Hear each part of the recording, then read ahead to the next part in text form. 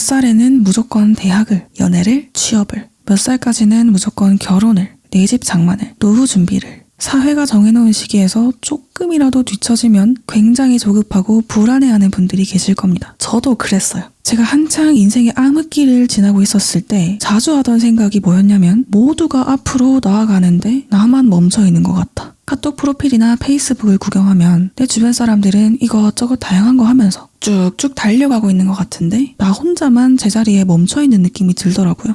누구는 몇 살에 벌써 취업을 했네. 와, 누구는 벌써 집을 샀네. 나는 언제 하지? 아니, 할 수나 있을까? 그렇게 한참 마음의 지옥 속에 빠져 살아갈 때 도저히 이렇게는 못 살겠다. 숨통을 좀 트고 싶어서 도피성으로 여행을 떠났어요. 외지에서 낯선 경험을 하다 보면은 한국에서 내가 겪고 있는 문제가 잠시 동안만이라도 생각이 안 날 것 같아서 그렇게 진짜 계획도 대책도 없이 통장에 있는 돈을 싹싹 긁어 모아서 일본으로 여행을 갔어요. 모아둔 돈이 그렇게 많지가 않았기 때문에 유럽 여행은 감히 꿈도 못 꾸고 가까운 일본으로 3박 4일 동안 배낭여행을 갔습니다. 어떻게든 숙소값을 아끼려고 게스트하우스에 묵었는데 같은 방을 쓰시는 분이 한국 분이시더라고요. 근데 심지어 내가 아는 사람이야. 알고 보니까 중학교 때 저의 담임 선생님이셨던 거예요. 더 놀라운 거는 저는 선생님을 몰라 뵀는데 선생님께서 먼저 저를 알아보셨어요. 와, 너무 신기하더라고요. 몇십 년 동안 수많은 아이들을 거쳐 가셨을 텐데 어떻게 딱 1년 본 아이를 10년이 넘는 시간 동안 기억하고 알아보실 수가 있지? 그래서 제가 여쭤봤어요. 도대체 어떻게 저를 알아보셨냐? 저는 딱히 사고도 안 치고 그냥 무난하게 학교 다녔던 것 같은데 그러니까 선생님이 이렇게 말씀하시더라고요. 그냥 유독 기억에 남는 애들이 몇 명 있어. 요거는 말로 설명을 못해. 그렇게 얼떨결에 만난 선생님이랑 다음날 하루 동안 같이 여행을 하게 됐어요. 근데 정말 신기한 게 선생님들 눈에는 뭔가 보이나 봐요. 제가 힘든 상황에 놓여 있다는 거를 다 안다는 듯이 자꾸만 여행 중에 힘이 되는 말이나 제 상황에 딱 맞는 위로나 조언을 해주시는 거예요. 이상하다. 분명히 밝은 척, 아무렇지 않은 척 표정 관리를 되게 열심히 했는데 선생님은 그걸 꿰뚫어 보신 거죠. 그래서 힘든 상황인 거를 어떻게 아셨냐고 물어보니까 또 이렇게 말씀하시더라고요. 그냥 내가 마음 가는 사람이 힘든지 아닌지는 느낌으로 전해지잖아. 이거는 말로 설명을 못해. 그렇게 선생님과의 짧은 동행을 마치고 그 다음날 아침 헤어지기 직전에 선생님께서 굉장히 두툼한 편지 봉투를 건네주시더라고요. 그러면서 이 편지는 지금 읽지 말고 여행을 다 즐기고 나서 집으로 돌아갈 때 읽었으면 좋겠다 라고 하셔서 집으로 돌아가는 비행기 안에서 선생님의 편지를 읽었어요. 그리고 저는 비행기 안에서 눈물 콧물을 흘리면서 울었습니다. 돌이켜 생각해보면 조금 미스터리한 게 선생님이 도대체 편지지를 어디서 구하신 걸까? 도라에몽처럼 편지지까지도 미리 가지고 계셨던 건지 아니면 어디서 빌리신 건지 급하게 구매하신 건지 그게 좀 궁금해지더라고요.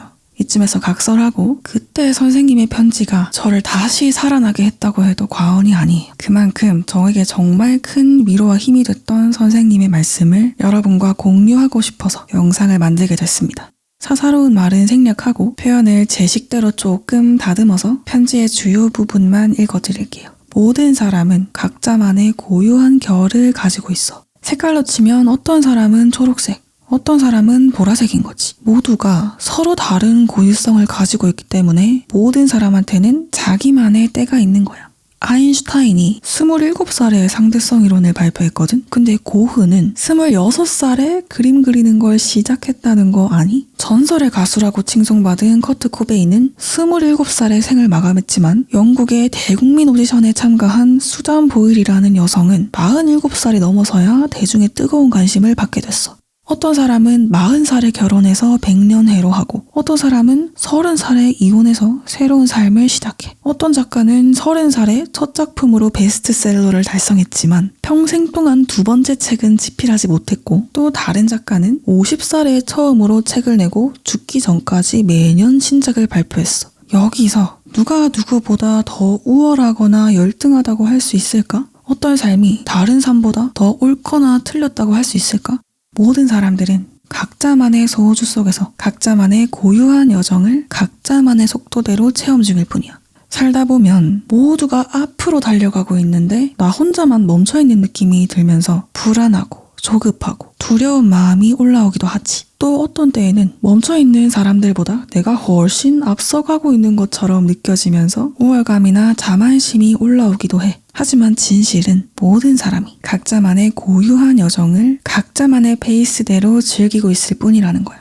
그 사람들은 그들만의 페이스로 달리고 있고 나는 나만의 고유한 페이스대로 흘러가고 있을 뿐이지 누가 누구보다 앞서 있거나 뒤처져 있는 게 아니야. 그리고 사회에서 강조하는 성공이라는 개념에 너무 얽매일 필요도 없어. 자본주의 사회에서의 성공이라는 개념 바깥에 엄청나게 다채로운 종류의 성공이 존재한다는 걸 봐야 돼. 누구는 그저 돈 많이 버는 걸 성공이라고 생각하지만 누구는 행복한 가정을 꾸리는 걸 성공이라고 생각하고 누구는 자신이 만족감과 즐거움을 느끼는 일에 흠뻑 빠져서 몰입하는 삶을 성공으로 여겨. 구도를 통해서 평생토록 마음을 다스리고 소박한 삶 속에서 마음의 평화를 유지하는 것도 어떤 영혼에게는 성공적인 삶이 될 수 있는 거야. 심지어는 성공 또는 실패라는 개념에 얽매이지 않고 모든 고통과 기쁨을 있는 그대로 만끽하는 삶도 그 영혼에게는 성공적인 삶이 될 수 있어. 영혼을 반짝거리게 하는 성공의 종류가 너무나 다양하다는 사실을 기억했으면 좋겠어. 사회에서 강조하는 좁은 개념의 성공에 매달릴 필요 없어. 너는 그냥 너의 결에 맞는 성공을 따라가면 되는 거야. 인간은 좁은 시야 때문에 고통에 빠진다고 생각해. 자아의 좁디 좁은 1인칭 시야를 벗어나면 이 우주상에 무한한 다양성이 공존하고 있다는 걸 알게 되거든. 그 엄청난 다양성을 있는 그대로 받아들이면 고통이 줄어들어. 내 영혼의 고유성을 받아들이고